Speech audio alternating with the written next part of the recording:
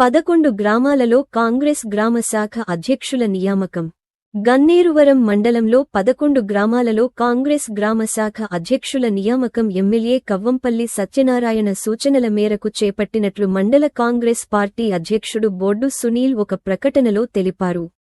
హనుమాజిపల్లి, అమ్మిగల్ల సంపత్, గోపాలపూర్, జల్ల ఆంజనేయులు, యాశ్వాడ, మామిడి అంజయ్య, సాంబయ్యపల్లి, జీల ప్రశాంత్ యాదవ్, చొక్కారావుపల్లి, కందాల తిరుపతిరెడ్డి, కాసింపేట, బద్దం కరుణాకర్ రెడ్డి, గుండ్లపల్లి, బొల్లి Ravinder, Gundlapalli X road, Chada Satish Reddy, Cheemalakuntapalli, భామండ్ల Anjaneyulu, Mylaram, గాలిపెళ్లి Rajaiah, Ganneruvaram, చింతల శ్రీధర్ రెడ్డిలను నియమించినట్లు బొడ్డు సునీల్ తెలిపారు.